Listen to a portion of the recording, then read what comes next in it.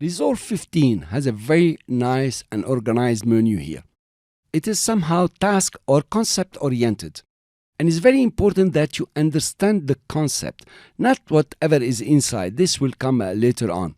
But it's important to understand what's the concept of edit or trim or timeline or clip, and when to go to these options and to do what.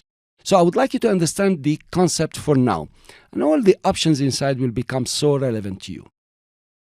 Let's start with DaVinci Resolve. Of course, you have About, Quit, and Preferences. That's pretty important. Remember, it's over here. You have the File option, which is all about the filing system, importing, saving, whatever. And this is actually the focus of this section. The Edit option here is all about selecting your clip in the media pool or the source and dropping them inside your timeline and arranging them in the timeline. The Edit option will not help you edit the content of the clip or trim it or stories like this. It's all about creating your first rough cut like we have done before, dropping your clips, moving them around, which clip comes first, which clip comes at the end, and stories like this. No, moving your clips around.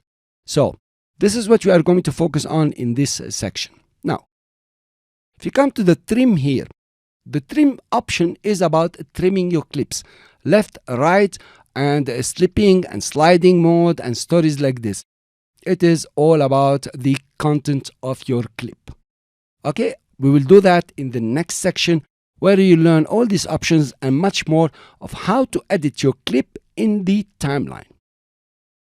Now, the timeline, as it says, are all operations about the timeline. Some of them are settings, like the snapping, the link selection, and some of them are actions, like selecting the track destination or locking tracks, and some other options. We will see all of them. In the clip option, it's all about doing some extra work on your clip. For example, enable it or disable it.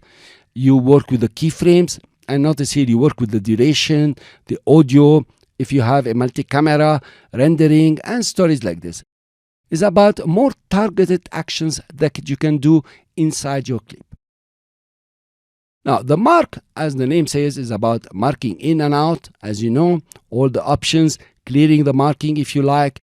Also, it's about the keyframes, how to select them, add keyframes, about the markers, adding and removing markers. So remember this, that mark includes marking the clip, marking in the timeline, also executing certain action on the keyframes, and also the markers. Very nice. And you have flags over here, which is pretty cool, by the way.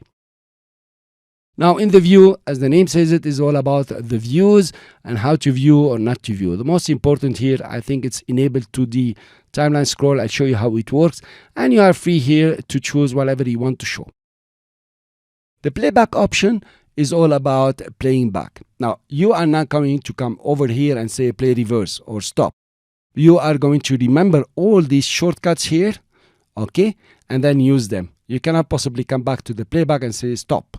Okay, that won't work. But you come to the playback to set certain options here. We already worked on the render cache. We said make it smart, and maybe a couple of options that you will want to put on and off. But usually you'll put them on and you're happy with them. Then you have the Fusion, is for the Fusion page, same as color, fairlight, and the workspace. You have seen that.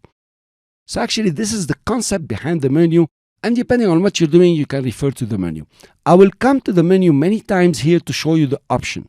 But I do prefer that you learn all the shortcut keys. Thank you for listening, and I will see you in the next lecture.